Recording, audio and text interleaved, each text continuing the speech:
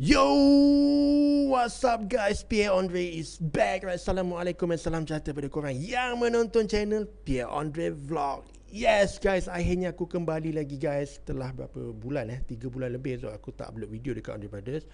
uh, Tiba-tiba aku muncul kan, tiba-tiba korang tengok, ish, dah lain ni setting ni. Kenapa tiba-tiba belakang gelap aja. Lepas tu aku shoot pun, konsep pun macam lain daripada yang biasa aku shoot kan. So biasanya kau nampak kat belakang aku penuh yang DVD-DVD tu, lepas tu ada wall tu kan. So bukan apa, aku saja nak tukar angin lah, nak try something baru kot. uh, Kita tengoklah macam mana cara ni kan. So adakah dia lebih menarik atau tidak, kita tengok macam mana.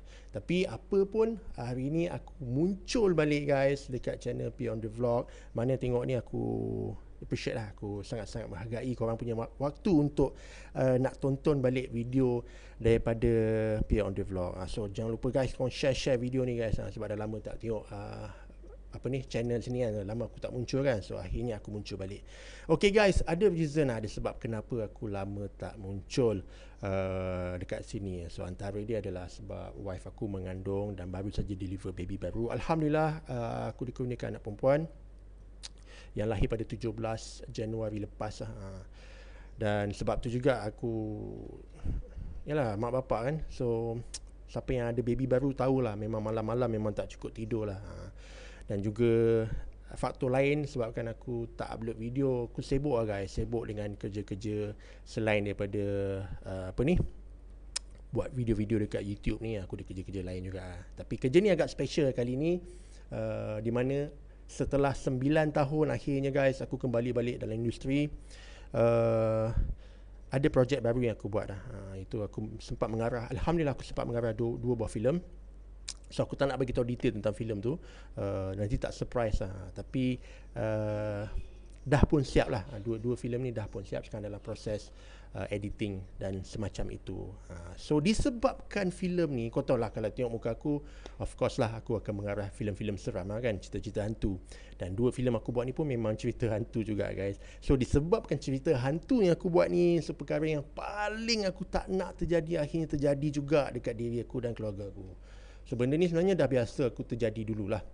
Masa aku shoot filem seram tu memang banyak kali terjadi. Tapi time tu tak apa guys, pasal aku bujang. Sekarang ni dia jadi balik sebab aku dah ada family, ada anak, tak syok kan. Kau mesti nak tahu kan apa benda yang terjadi. Yes, terjadinya balik gangguan-gangguan yang aku tak suka guys. Ini antara satu faktor yang aku tak suka lah bila kita mengarah, bila kita buat filem-filem seram.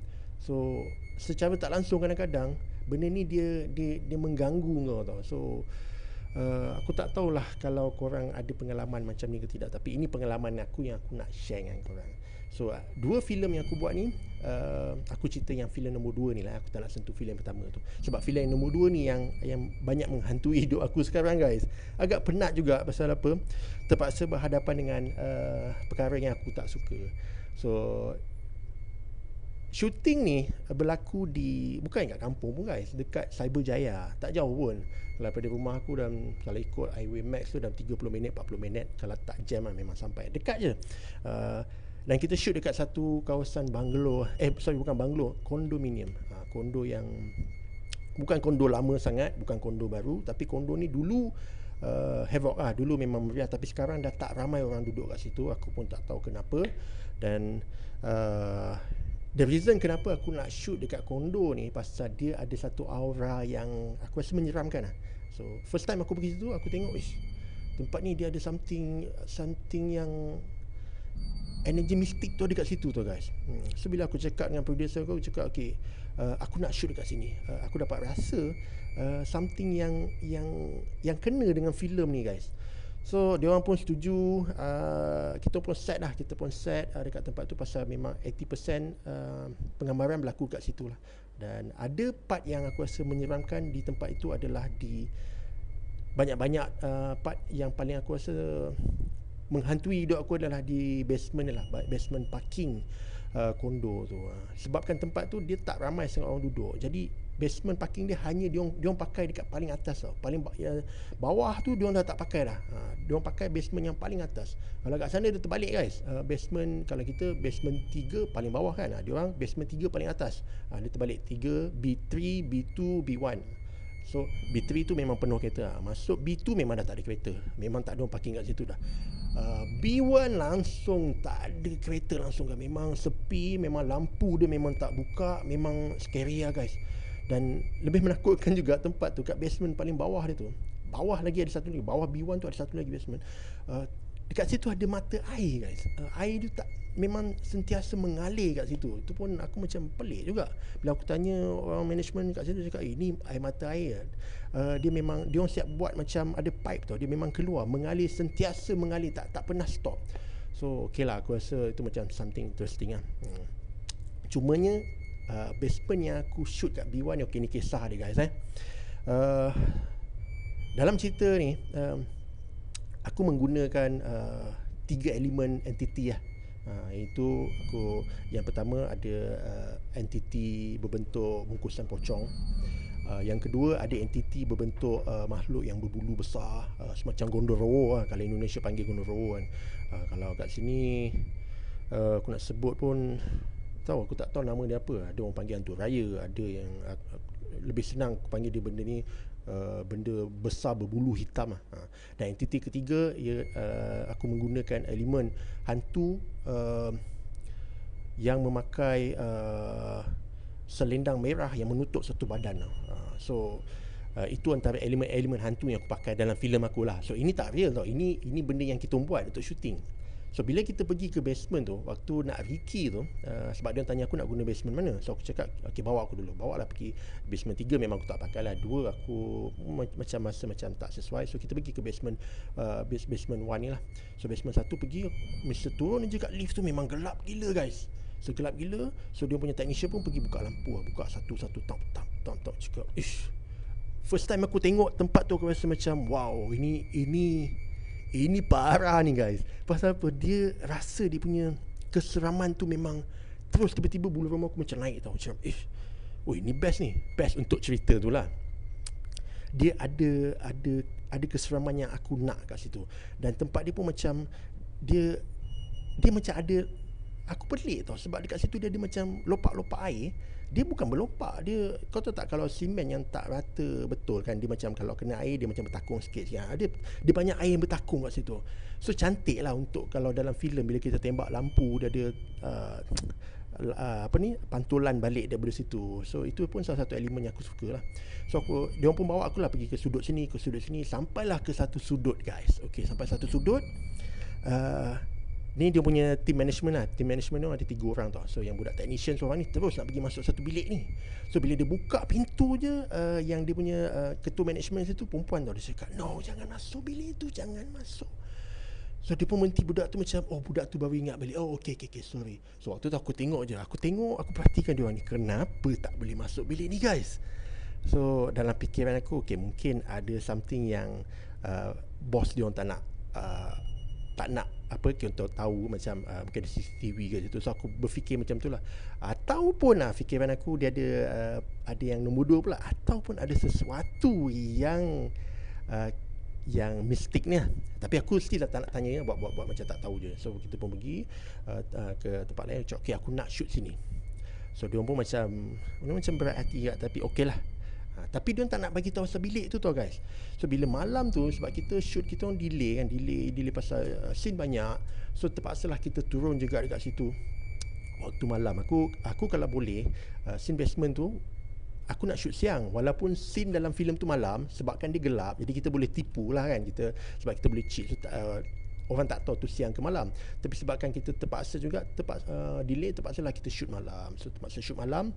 Dalam pukul 9 lebih kot kita masuk ke basement tu. So masuk ke basement tu, set up lah semua apa. So dia set up lah aku punya monitor dekat bilik yang diorang tak berani masuk tu. So betul-betul pintu belakang aku, tempat monitor tu aku duduk lah. So isteri aku memang sentiasa ada dengan aku guys. Yaya memang sentiasa ada dengan aku lah. Dia time tu dia mengandung yang anak aku ni lah.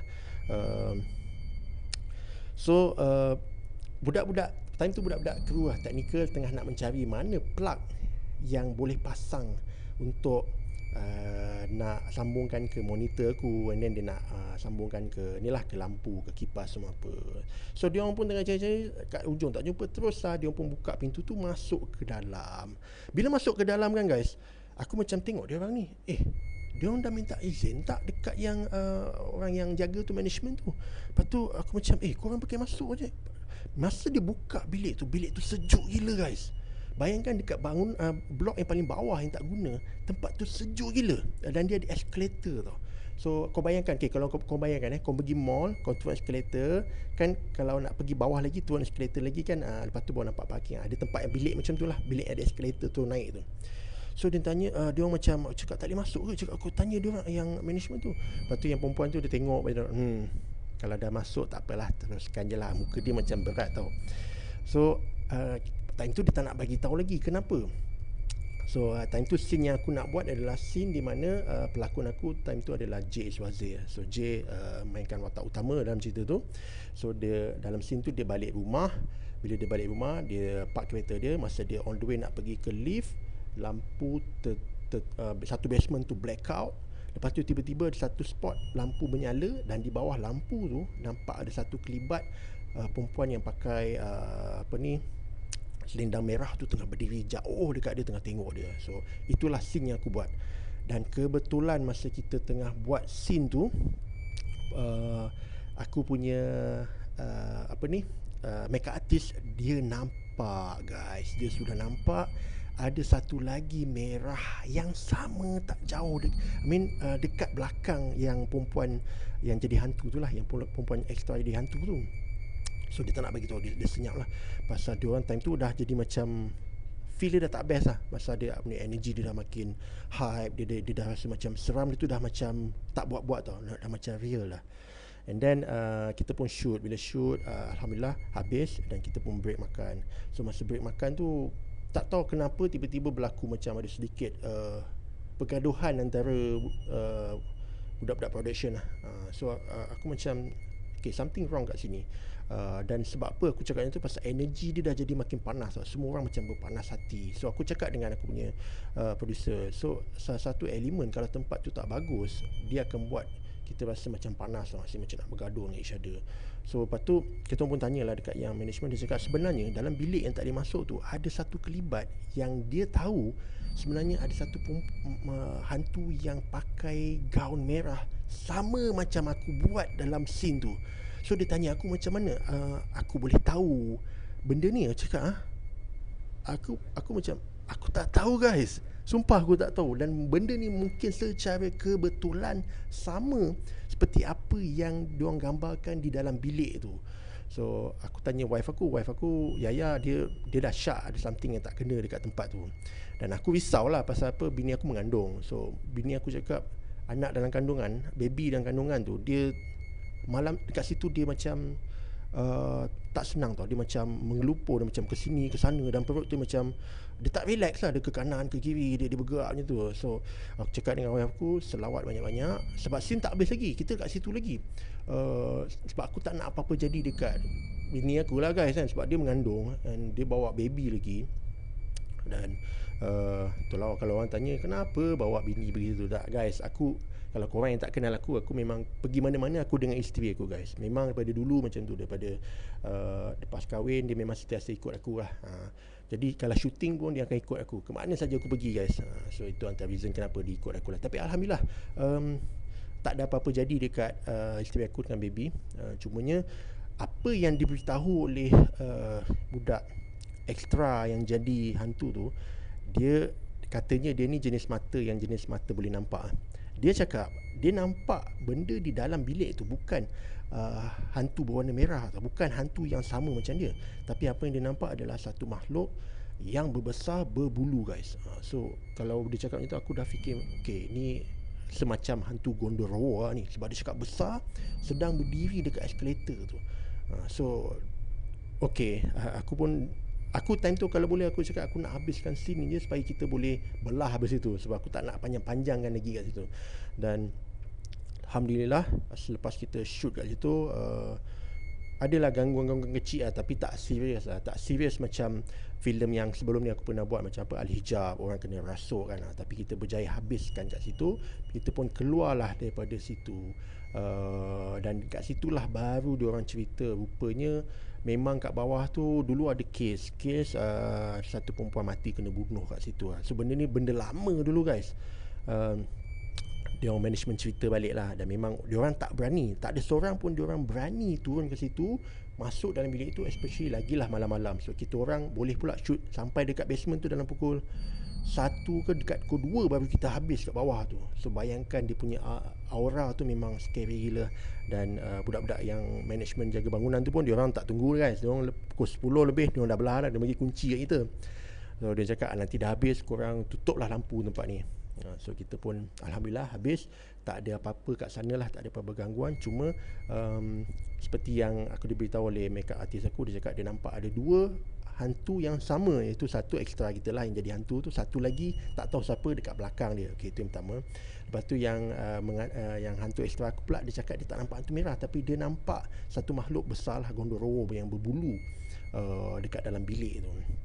So ini benda ni dia tak habis kat situ guys.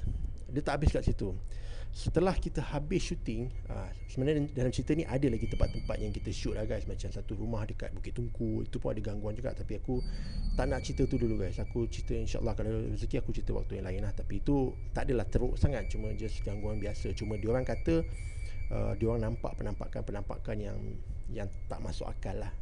So aku berbalik pada cerita aku ni. Selepas kita habis syuting ni guys, alhamdulillah habis syuting pun balik lah macam biasa semua apa.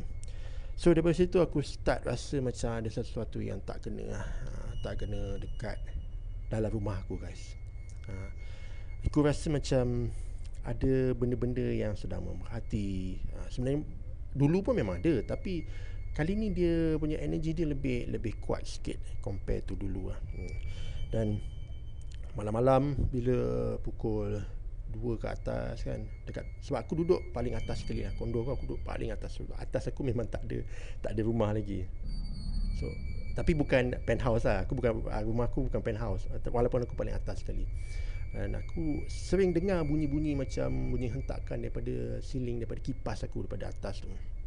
Tapi aku cakap dengan wife aku, just buat tak tahulah. Cumanya wife aku start dah mimpi benda-benda yang makhluk yang berbulu tu guys. So aku macam tolonglah jangan daripada situ, first bila wife aku dah start mimpi benda tu, dia cakap ada benda ni datang, dia semacam nak bagi tahu sesuatu tapi tak tahu apa. Dan cakap jangan layan. Dan kali kedua dia terkena adalah wife aku tengah tidur sebelah, betul-betul sebelah aku. Memang bahu dia kena dengan bahu aku pun. Tengah tidur, aku pun tak tidur lagi. Time tu pukul berapa? Pukul 2 lebih aku tengah on phone lagi lah, tengah main telefon lagi, tengah main aku punya game aku lah dalam kat phone tu. Tiba-tiba wife aku dia macam dia tersentak bangun. Dia macam tu, cakap, kenapa? Dia cakap, I panggil you tapi you tak sedar. Cakap, panggil apa kat sebelah? Tengok dia macam tengah tidur lah. Aku tak tengok dia lah, tapi aku cakap tak ada apa pun, ingat dia tengah tidur. Dia cakap, tengah panggil you banyak kali tapi you tak sedar. Cakap, tanya kenapa? Dia cakap dia kena himpit dengan makhluk yang berbulu besar tu. Time tu aku dah macam aku syak. Aku takut kalau benda tu ikut balik lah. Tu aku dah rasa macam something yang tak best berlaku dekat rumah aku. So wife aku cakap banyak kali dia panggil aku. Dia sampai last kali apa dia buat adalah dia takbir, dia sebut nama Allah Akbar 3 kali, baru dia lepas. Terus dia macam panik, dia bagi tahu aku benda tu dia himpit, dia macam peluk kuat macam tu, tak lepas.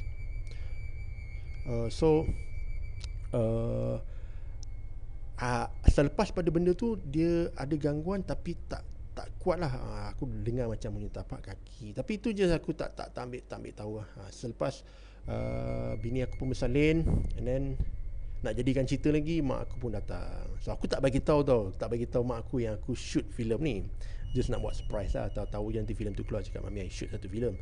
Tapi mak aku datang je, dia rasa macam dia tak senang dengan rumah aku. Cakap kenapa Tapi dia tak nak cakap dulu lah, dia diam je. Tapi dah beberapa hari dia kat sini, dia cakap dia rasa macam something wrong lah. Macam dia rasa macam sempit tau. Dia rasa macam ada banyak benda kat sini, tapi dia tak tahu apa benda. Sebab mak aku ni jenis apa tau guys, dia jenis sense dia dengan benda ni sangat halus, dia senang rasa. Dia tahu kalau ada benda yang tak elok atau benda-benda yang cuba mengganggu, dia tahu. So last aku pun terpaksa lah bagi tahu. So kantor ya guys, kan? Aku terpaksa lah bagi tahu yang aku pun shoot kat tempat-tempat ni. So mak aku cakap ada kemungkinan dia rasa benda ni dah ikut balik. Sebab apa? Mak aku cakap satu malam tu dia rasa macam tak kena rumah ni. Dia bercakap dengan hati dia. Dia cakap kalau betul ada benda sini, kau bagi hint lah. Lepas tu mak aku cakap apa tau, dia dengar bunyi macam bisik tau dekat telinga. Mak aku terus, okay, this is not right. Ni ada sesuatu yang cuba, tak tahu dia nak mengganggu ke, nak damping. Itu yang aku tak nak lah guys. Pasal apa? Kalau benda-benda sini tak nak mendamping ni, this is pada aku tak best lah. Tak tahu lah kalau ada orang dia suka mencari, dia nak benda tu. Tapi aku tak nak. Aku memang tak nak. Pasal apa? Aku mikirkan aku ada anak, isteri aku pun baru lepas bersalin, so masih dalam pantang lagi. So mak aku cakap you kena pergi berubat lah. Kena pergi berubat sebab takut benda ni lebih melarat. Tapi aku tak tahu adalah something yang mak aku baca. Sebab aku notice ada satu hari tu bila aku keluar, aku tengok mak aku tengah duduk dekat mami tengah duduk dekat meja tau. Meja makan, dia tengah macam ni. Dia tengah, aku tak tahulah dia tengah communicate ke, dia tengah send something ke. Lepas tu dia cakap banyak benda yang dia cakap memang sebelum ni pun memang ada je benda-benda kita kat rumah kan. Kadang-kadang bila kita lama tak balik, bila benda tu menumpang kat sini, dia katakan lalu-lalu, dia tak mengganggu, tak ada masalah. Tapi sebabkan benda lama pun ada, lepas tu tambah pula dengan benda tu yang baru ni. Sebab yang filem pertama tu pun aku shoot cerita hantu juga guys. Takut daripada first pun dah ada memang sikit-sikit yang nak follow. And then bila datang pula nombor 2 ni, dia lagi havoc tau mak aku cakap. So apa yang aku buat adalah kat rumah aku pun memang ada garam-garam yang dulu kita orang ada pergi macam ustaz yang nak pagar rumah. So benda-benda macam ni aku masih simpan lagi. So kadang-kadang bila aku rajin kan, tengoklah 3-4 bulan sekali aku akan pagar rumah sendiri lah dengan garam kan. Dia ada garam kasar tu kan, garam dengan ladi hitam tu. Kita baca sikit 3 kul, kita selawat Nabi, kita bermohon pada Allah, kita tebarlah kat rumah kan, dengan niat supaya Allah melindungi kita. So dengan niat kita, benda ni dapatlah memagar rumah. Sebab garam ni, benda ni tak suka guys. Dia menutralkan balik kalau ada energi-energi tak elok ni guys. Selepas kejadian tu, mak aku pun balik, dia agak slow lah sikit. Alhamdulillah lah, tak ada sangat gangguan-gangguan yang aku kerap terjadi. Sebab sebelum tu ada juga terjadi bila aku kena tidur awal lah. Pasal malam aku nak jaga anak kan. So dalam pukul 9.30 aku dah start tidur. Pukul, tengoklah aku 12.30 kan, wife aku kejutkan aku untuk ni lah, gantilah jaga baby kan. So ada sekali ni aku baru nak tidur dalam pukul 10 lebih, baru nak terlelap je aku dengar bunyi tapak kaki guys. Berat tau, bunyi dia sangat berat. Dip. Aku masa time tu aku pejam mata. So aku macam aku beranggapan mungkin orang bawah je. Tiba-tiba dia bergerak dengan sangat laju tau, macam dup. Aku terus cuak kan, aku terbuka mata. Aku tengok time tu tak ada siapa dalam bilik aku. Dan terus sebelum aku meremang kau wife aku time tu dekat luar lah dengan mami semua apa. Time tu aku 10 lebih kot. Aku macam okay, terus baca 3 kul, tiup sana sikit, aku berserah pada Allah lah. Terus aku ikhlaskan diri semua apa, cuba tidur. Alhamdulillah. Tapi itu je satu gangguan yang aku rasa. Aku merasakan memang ada satu benda yang tak sedap dekat dalam rumah aku. Sebab Mikael pun cakap, kau try lah apa ni, rekod CCTV je. Cakap tak nak lah kan, kalau ternampak kan lagi satu hal lah. Confirm aku tak nak balik kat sini pula kan. Tapi itulah guys, antara faktor-faktor kenapa lama aku tak upload video sebanyak benda yang berlaku. Antara itulah yang aku dah ceritakan tadi. Bini aku bersalin lah, aku shoot filem lah, and then ada gangguan-gangguan yang tak syok ni berlaku. So itulah guys. Tapi Alhamdulillah, aku minta doa korang lah korang kalau boleh doa lah yang baik-baik untuk aku dan keluarga aku, supaya tak diganggu benda-benda yang macam ni lagi. Dan yang penting mohon doa supaya supaya kita orang semua selamat. Itu je. Tapi nak kata dia terlampau hardcore tu tak adalah. Sebab aku tak nak sampai tahap bila kita terlampau melayan benda tu, kita keep melayan, benda tu lagi suka. So selalu kadang-kadang kalau jadi pun cakap wife aku tak payah layan, buat tak tahu je. Sebab bila kita tak layan secara psikologi, minda kita reject benda tu lah. So banyak kali dia buat, kita pun buat tak tahu, ala-ala dia give up. Tapi kalau kita duduk melayan kan, so ada dengar, dengar. Takut dia akan pergi ke satu level, dia mula nak menampakkan diri. So benda-benda macam tu memang tak best. So guys, hopefully video ini dapat buat korang lepas rindu lah dengan aku kan. Aku pun dah lama tak upload video kat sini. Mana yang dah dengar pada awal sampai habis cerita aku, Alhamdulillah, terima kasih banyak-banyak korang dengar apa yang aku ceritakan pengalaman ni. Dan hopefully ini juga adalah salah satu cara untuk aku nak bagi tahu kat korang yang aku dah bukan nak kembali yes, of course aku kembali balik dalam industri filem lah, mengarah filem, dan ada 2 filem seram yang akan keluar insyaAllah nanti. Tak tahu bila, sebab dalam proses editing lagi, dia ambil masa sikit lah.